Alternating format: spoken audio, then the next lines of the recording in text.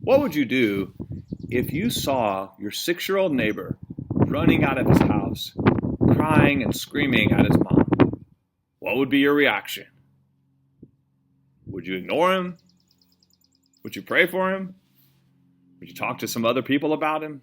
Let me tell you what William Dunn did.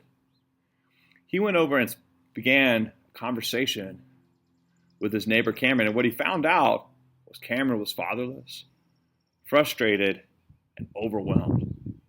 So he talked to Cameron's mom and asked if he could take Cameron fishing. William had grown up with an awesome dad and had loved fishing with his father growing up, and he wanted to see how Cameron would enjoy it. And Cameron was hooked. They had a great time together out on the boat, catching fish, bonding, and enjoying the great outdoors. Soon, they began taking multiple trips during the week and on the weekend. And Will started seeing big changes in Cameron's behavior and personality. He was a lot more calm, patient, relaxed, and resilient. He was being more respectful to his teachers and his parents. So he decided to begin taking other kids in the neighborhood fishing and was seeing similar results with these kids. There, he really began to understand that God was calling him to minister to fatherless kids through fishing. So he launched Take a Kid Fishing Incorporated. William began reaching out to foster homes and group homes and began taking weekly Saturday fishing trips with about 25 kids at a time. There, they were learning the life lessons of fishing, such as patience, teamwork, resilience, and perseverance, plus a great time of bonding. And these kids have loved it.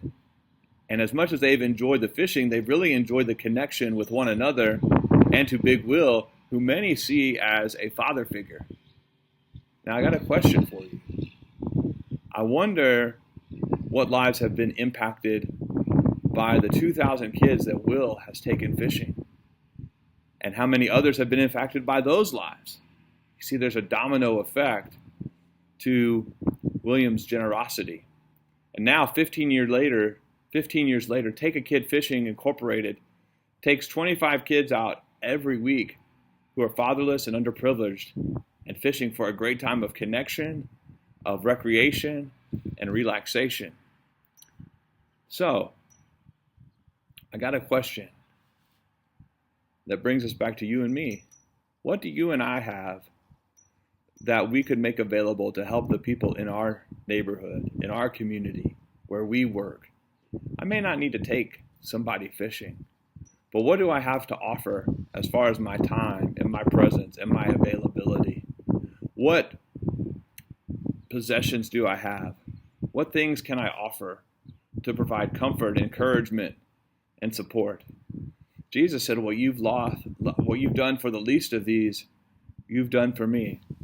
And in the comments below, I want you to write, what do you have that you can make available to connect with somebody and help them see the hope that they have in Jesus? And I'll look forward to seeing you here the next time at Live the Story.